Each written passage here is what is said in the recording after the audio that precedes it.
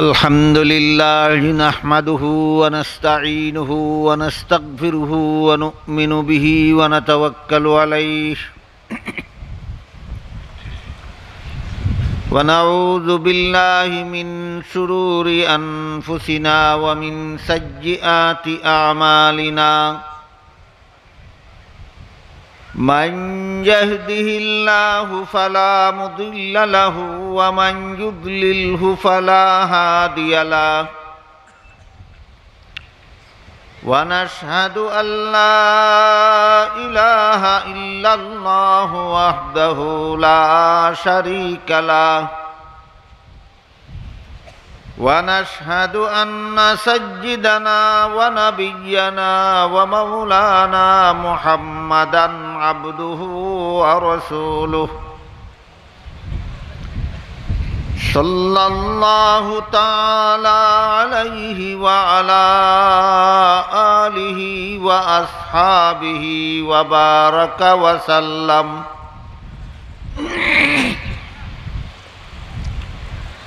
أما بعد فأعوذ بالله من الشيطان الرجيم بسم الله الرحمن الرحيم فلولا نفر من كل فرقة منهم طائفة ليتفقهوا في الدين ولينذروا قومهم إذا رجعوا إليهم لعلهم يحذرون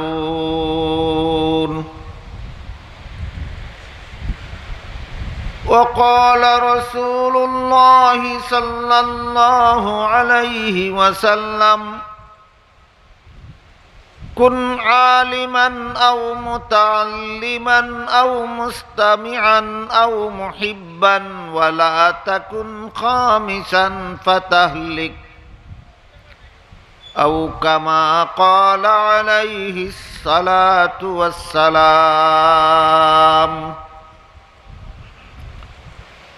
हजरत उलमाए किराम मोहतरम हाजिरीन আল্লাহ পাক রব্বুল আলামিন পবিত্র কোরআনের আয়াতে বলেন, হে মুমিন মুসলমানগণ, তোমাদের সকলের পক্ষ থেকে কিছু লোক ইসলামের মাধ্যমিক শিক্ষা এবং উচ্চতর শিক্ষা গ্রহণ করার জন্য বের হয়ে যাও। এখানে প্রাথমিক শিক্ষার কথা বলা হয়নি। কথাটা পরিষ্কারভাবে বোঝার জন্য আমাদের মনে রাখা দরকার, মাদ্রাসা শিক্ষা তথা ইসলামী শিক্ষার প্রধান তিনটা স্তর আছে। একটা হলো প্রাথমিক স্তরের ইসলামী শিক্ষা, একটা হলো মাধ্যমিক স্তরের ইসলামী শিক্ষা, একটা হলো উচ্চতর স্তরের ইসলামী শিক্ষা। সামনের কথাগুলি পরিষ্কারভাবে বোঝার জন্য আমি প্রত্যেকটা স্তরেরও সুস্পষ্ট সীমারেখা প্রথমেই আপনাদের সামনে তুলে ধরতে চাই।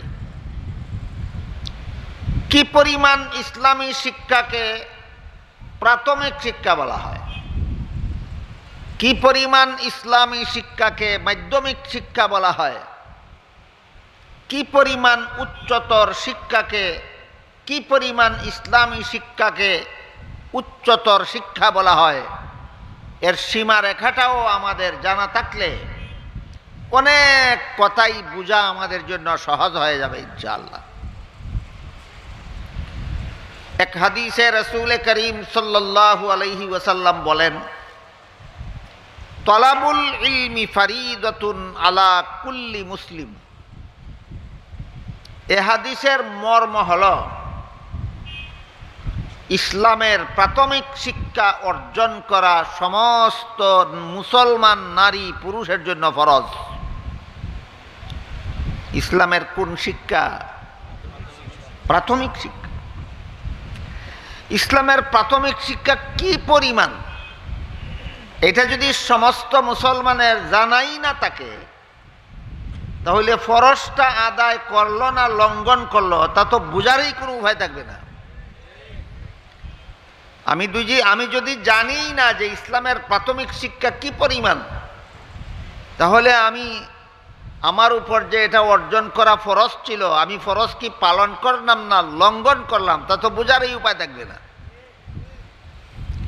এজন্য ইসলামের প্রাথমিক শিক্ষার পরিমাণটা, সীমারেখাটা সমস্ত মুসলমান নারী পুরুষের জন্য জানা দরকার, যেহেতু এটা অর্জন করা সমস্ত মুসলমান নারী পুরুষের জন্য ফরজ। সেটা হলো, যে পরিমাণ ইসলামী শিক্ষা ছাড়া মুসলমানের মতো জীবনযাপন করার উপায় নাই। মুসলমানের মতো জীবনযাপন করতে হইলে যে পরিমাণ শিক্ষার দরকার, যেমন কলেমা কালাম না জানলে, উযু গোসল না জানলে, পাক না পাক না জানলে, নামাজ বন্দেগি না জানলে, বলুন আপনারা মুসলমানের মতো জীবনযাপন করা যাবে? তাহলে কলেমা কালাম, উযু গোসল, পাক না পাক, নামাজ বন্দেগি, এটা ইসলামী শিক্ষার কোন স্তর? প্রাথমিক স্তর। বুঝে থাকলে বলুন তো, এগুলি শিক্ষা করা কতজন মুসলমানের জন্য ফরজ? সমস্ত মুসলমান নারী পুরুষের জন্য ফরজ। শুধু যে সমস্ত মুসলমান ছেলেমেয়েরা স্কুলে পড়ে এদের জন্য নয়, সমস্ত মুসলমান নারী পুরুষ বলতে স্কুলের মুসলমান ছাত্রছাত্রী ছাড়া, কলেজের মুসলমান ছাত্রছাত্রী ছাড়া, ভার্সিটির না সহ, তাহলে পরিষ্কার হয়ে গেল। আপনি চায় কৃষিকাজ করুন, চায় চাকরি করুন, চায় ব্যবসা করুন, চায় স্কুলে পড়ুন, চায় কলেজে পড়ুন, চায় ভার্সিটিতে পড়ুন, আপনি যদি মুসলমান হইয়া থাকেন, আপনি যদি আল্লাহর বান্দা হইয়া থাকেন, আপনি যদি রাসূলের উম্মত হইয়া থাকেন, তাহলে ইসলামের প্রাথমিক শিক্ষা আপনার জন্য ফরজ। উযু গোসল শিক্ষা করা, পাক না পাক শিক্ষা করা, কালেমা কালাম শিক্ষা করা, নামাজ বন্দেগী শিক্ষা করা কৃষকদের জন্য ফরজ, ব্যবসায়ীদের জন্য ফরজ, চাকরিজীবীদের জন্য ফরজ, স্কুল কলেজ ভার্সিটিতে পড়নেওয়ালা মুসলমান ছাত্রছাত্রীদের জন্য ও ফরজ। কিন্তু দুঃখের বিষয়, আমাদের বর্তমান সমাজের স্কুল কলেজ ভার্সিটি পড়নেওয়ালা মুসলমান ছাত্রছাত্রীদেরকে ইসলামের প্রাথমিক শিক্ষা দিয়া এই ফরজ আদায় করার কোনো ব্যবস্থাই নাই, কোনো ব্যবস্থাই নাই। প্রাইমারি স্কুলে যে সিলেবাস আছে, এই সিলেবাসে মুসলমান ছাত্রছাত্রীকে নামাজি বানাবার কোনো ব্যবস্থাই নেই। হাই স্কুলে যে সিলেবাস আছে, সেই সিলেবাসেও মুসলমান ছাত্রছাত্রীদেরকে নামাজি বানাবার কোনো ব্যবস্থাই নেই। কলেজ ভার্সিটির ছাত্রছাত্রীদেরকেও মুসলমান ছাত্রছাত্রীদেরকে নামাজি বানাবার মতো কোনো ব্যবস্থাই নেই। এর কারণ হলো, বাংলাদেশের স্কুল কলেজ ভার্সিটির মুসলমান ছাত্রছাত্রীদের সংখ্যা খুব কম, শতকরা 15 জন না 85 জন। বুঝে শুনে বলতেছেন? যেই দেশের স্কুল কলেজ ভার্সিটিতে পড়নেওয়ালা মুসলমান ছাত্রছাত্রীদের সংখ্যা শতকরা 85 জন, এদেরকে যদি ইসলামের প্রাথমিক শিক্ষা দেওয়ার ব্যবস্থা প্রাইমারি স্কুলেও না থাকে, এদেরকে ইসলামের প্রাথমিক শিক্ষা দেওয়ার ব্যবস্থা যদি হাই স্কুলেও না থাকে, কলেজ ভার্সিটিতেও না থাকে, তাহলে এদেরকে জীবনে যা কিছুই শিক্ষা দেওয়া হোক না কেন, এদের শিক্ষা এদেরকে জান্নাতের দিকে নিয়ে যাবে না জাহান্নামের দিকে নিয়ে যাবে? এদেরকে জাহান্নাম থেকে বাঁচাবার মতো দরদি কোথায়? কোথাও নাই একমাত্র কওমি মাদ্রাসা ছাড়া। এদের মা বাবাও এদেরকে ইসলামের প্রাথমিক শিক্ষা না দিয়েই স্কুলে ভর্তি করাইয়া দিল, মা বাবারাও জাহান্নামের পথে ঠেলে দিল, তাদের শিক্ষা গুরুরাও তাদেরকে জাহান্নামের পথে ঠেলে দিল। এই সমস্ত মুসলমান ছেলে মেয়ে যাদের মা বাবারাও নমাজি বানাবার মতো কোনো শিক্ষা দিল না, যাদের শিক্ষা প্রতিষ্ঠানও এদেরকে নামাজি বানাবার মতো কোনো ব্যবস্থা দিল না, এই সমস্ত মুসলমান ছাত্রছাত্রীরা ভাগ্যবান না হতভাগা? মা বাপেও জাহান্নামের পথে ঠেলে দিল, উস্তাদরাও জাহান্নামের পথে ঠেলে দিল। জাহান্নাম থেকে বাঁচানির মতো দরদি কেউ নাই। এরা ভাগ্যবান না কপাল পোড়া? এই সমস্ত কপাল পোড়াদেরকে জাহান্নাম থেকে বাঁচাবার মতো দরদি এই জগতে আর কেউ নাই একমাত্র কওমি মাদ্রাসা ছাড়া।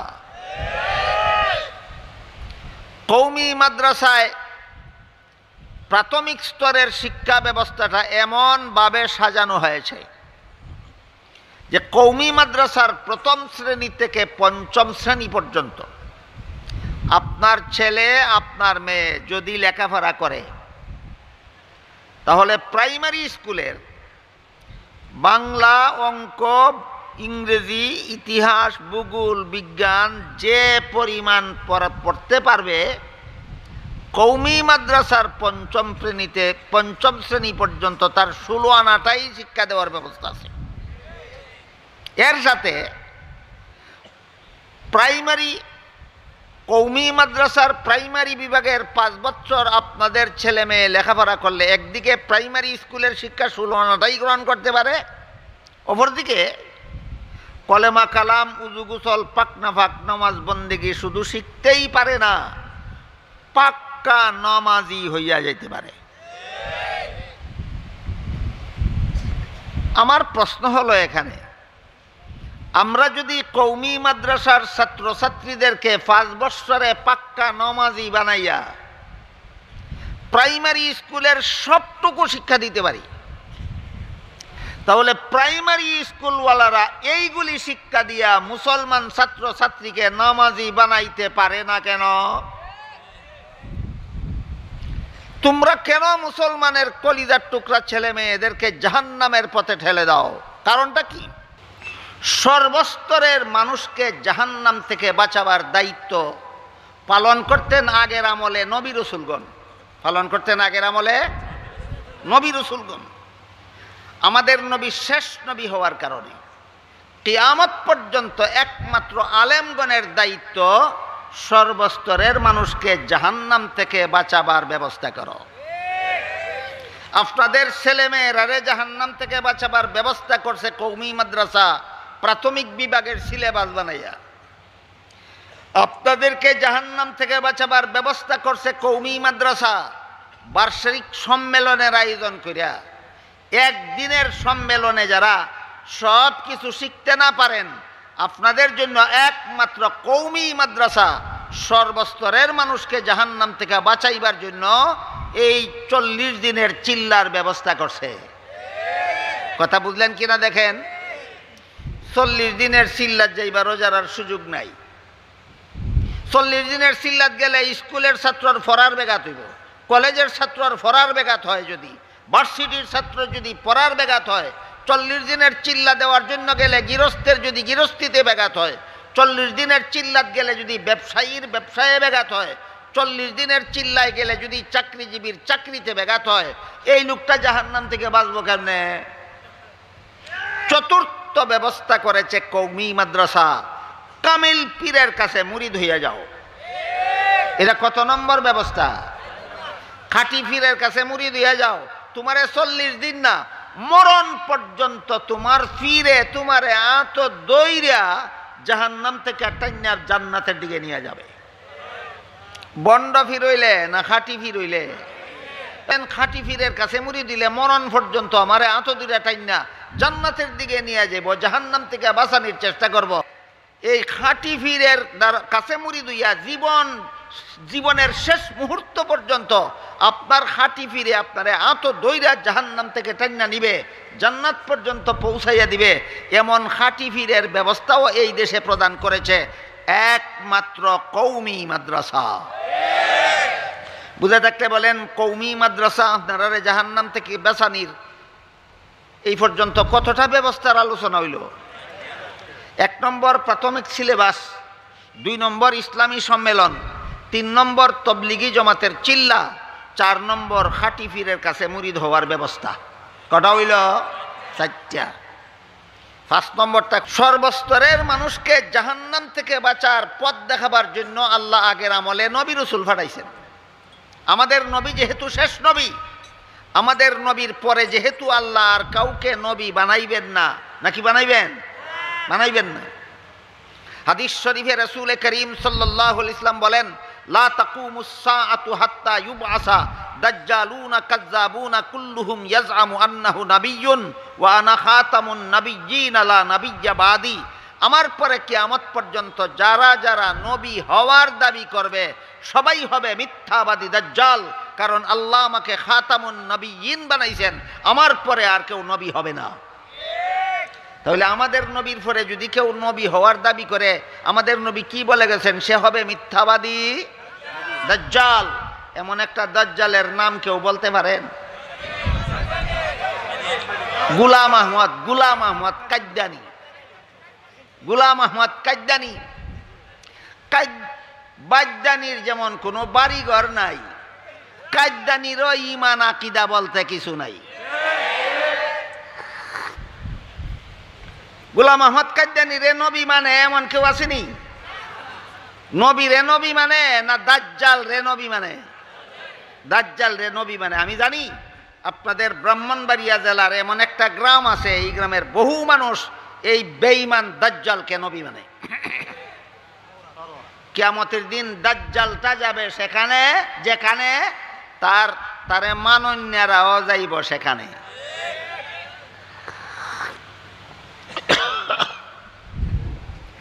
আল্লাহ আমাদের নবীকে যেহেতু শেষ নবী বানাইছে, বুঝে থাকলে বলুন, আমাদের নবীর আমলে সারা দুনিয়ার মানুষকে জাহান্নাম থেকে বাঁচাইবার পথ দেখানির দায়িত্ব পালন করতেন কারা? নবীরা। আমাদের নবী শেষ নবী হওয়ার কারণে দুনিয়ার মানুষকে জাহান্নাম থেকে বাঁচানির পথ দেখানোওয়ালা মাত্র এই উম্মতের আলেমগণ ছাড়া আর কেউ নাই। এই জন্য হাদিস শরীফে রাসূল করিম সাল্লাল্লাহু আলাইহি ওয়াসাল্লাম এই উম্মতের আলেমগণকে ওয়ারাসাতুল আম্বিয়া বলেছেন। আল্লাহ রাসূল বলেন, ওয়া আন্নাল আম্বিয়া আলাম ইউয়াররিসু দিনারান ওয়ালা দিরহামান ইন্নামা ওয়াররাসুল ইলম। নবী রাসূলগণ কোনো ধন সম্পদের উত্তরাধিকারী করেন না, নবী রাসূলগণ আল্লাহর দেওয়া ইলমে ওহীর উত্তরাধিকারী করেন। এই জন্য আলেমগণকে আমাদের নবী নায়েবে নবী ওয়ারাসাতুল আম্বিয়া বলেছেন। নবীগণ আগের আমলের মানুষকে জাহান্নাম থেকে বাঁচানোর পথ দেখাইতেন, আমাদের নবীর পরের থেকে কিয়ামত পর্যন্ত আলেমগণ সর্বস্তরের মানুষকে জাহান্নাম থেকে বাঁচাবার পথ দেখাবেন। এই জন্য এই উম্মতের আলেমগণ হবেন নবীগণের উত্তরাধিকারী। এরা দুনিয়াতে আপাতত এই 4 ভাবে আপনাদের সবাইকে জাহান্নাম থেকে বাঁচাবার চেষ্টা চালাইয়া থাকেন। 5ম পদ্ধতি হবে হাসরের মাঠে। হাসরের মাঠেও আল্লাহ যে সমস্ত মুসলমানকে গুনার কারণে জাহান্নামে যাওয়ার আদেশ দিয়া দিবেন, এদেরকে এই উম্মতের আলেমগণ ওই সমস্ত জাহান্নামে যাওয়ার মতো গুনাহগার উম্মতকে জাহান্নাম থেকে বাঁচাবার চেষ্টা করবেন। মতো মাত্র 5টা উদাহরণ দিলাম। এই মাদ্রাসা আপনাদেরকে সর্বস্তরের মানুষকে জাহান্নাম থেকে বাঁচাবার ফিকিরে দিনরাত 24 ঘন্টা কাটায়। যেমনভাবে নবী রাসূলগণ সর্বস্তরের মানুষকে জাহান্নাম থেকে বাঁচাবার ফিকিরে জীবন কাটাইতেন, তেমনিভাবে কওমি মাদ্রাসা পড়ুয়া আলেমগণ আপনাদের সকলকে জাহান্নাম থেকে বাঁচাবার ফিকিরে জীবন বিলীন করে দিয়েছেন। কাজেই এই মাদ্রাসার থেকে এবং এই মাদ্রাসা পড়ুয়া আলেম থেকে যত দূরে থাকা যায় ততই ভালো, না যত জড়াইয়া থাকা যায় ততই ভালো।